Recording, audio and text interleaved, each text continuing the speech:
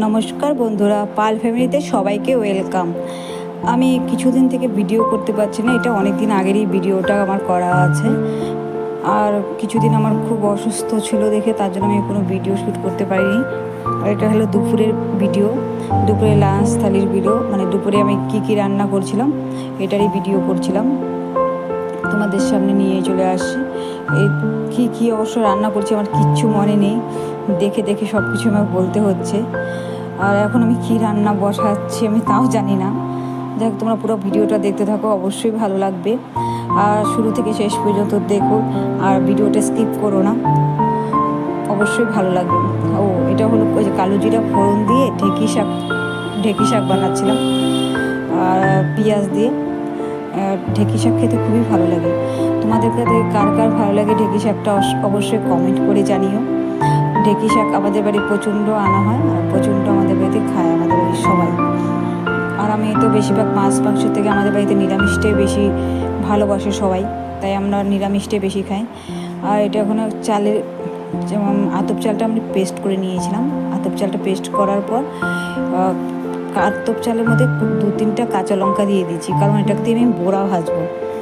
তা একটু বেসন দিয়ে দিলাম, একটু লবণ, একটু হলুদ পরিমাণ মতো দিয়ে ভালো করে মানে মিক্সড করে নিলাম ব্যাটারটা মিক্স করে।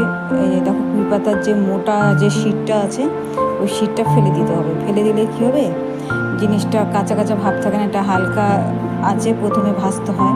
তাই দেখো, প্রত্যেকটা আমি কুই পাতার শিটটা ফেলে দিচ্ছি। আর কুই পাতাটাকে আমি ফোল্ড করে ভাজবো।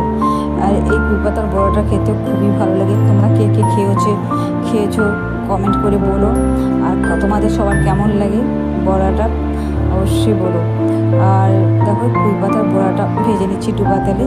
আর কুই পাতার বড়াটা অবশ্যই খেতে না খুব ভালো লাগে। তোমরাও বাড়িতে যদি কোনোদিন না খেয়ে থাকো, একবার হলেও ট্রাই করো এমন করে। এই কুই পাতার বড়াটা 2 রকমভাবে করা যায়। আমি একটা এমনভাবে করেছি, আরেকটা হলো কী করে করতে হয়, ঝিরিঝিরি করে, মানে শাকের মতো কুচু কুচু করে কেটে তারপরে বড়াটা ভাজতে হয়। মানে সব ব্যাটারটা মিক্সড করে তারপরে একসাথে দিয়ে দিতে হয়। এই দেখো, কুই পাতার বড়া করছি। কুই পাতার বড়া তোমাদের কার কার ভালো লাগে কমেন্টে অবশ্যই জানিও। আর ভিডিওগুলো কেমন লাগছে তোমরা এটাও কমেন্টে জানিও। দেখো, কুই পাতার বড়াগুলো খুব সুন্দর হয়েছিল, আর খেতেও খুব টেস্ট। এটা হলো মিষ্টি কুমড়োর গাছের পাতা আছে না, ওই পাতাটা ভালো করে আমি ঝিঝিরি করে কেটে নিয়েছিলাম। আর দেখো, এদিকে হলো শুকনো লঙ্কা ফোড়ন দিয়ে দিয়েছিলাম। তারপরে দেখো, কিছু কালো জিরেও ফোড়ন দিলাম। এটাতে কী বসাবো এখন আমি কিন্তু জানি না, দেখার পরেই বলতে পারবো কী দিব। ও, কাঁচা পেঁয়াজ দিয়ে দিচ্ছি আবার।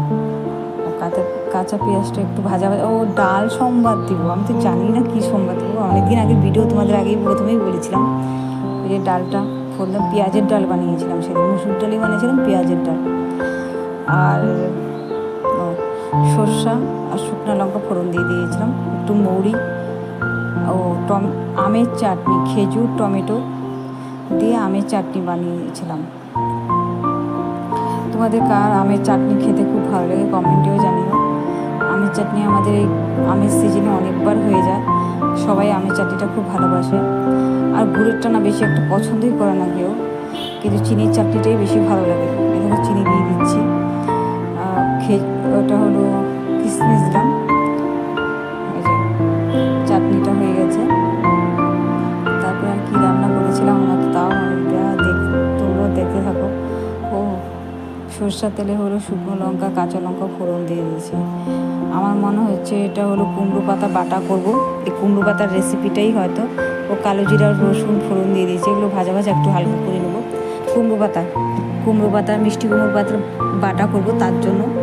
এই দেখো, কুমড়ো শাকগুলোকে আমি একটুখানি ভালো করে চটকিয়ে ভালো করে ধুয়েছিলাম, পরিষ্কার করেছিলাম।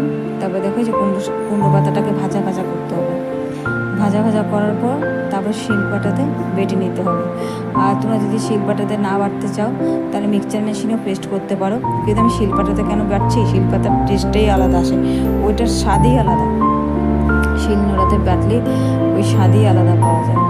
এই দেখো, মিষ্টি কুমড়ো পাতার বাটা করেছিলাম আজকে লাঞ্চের থালি।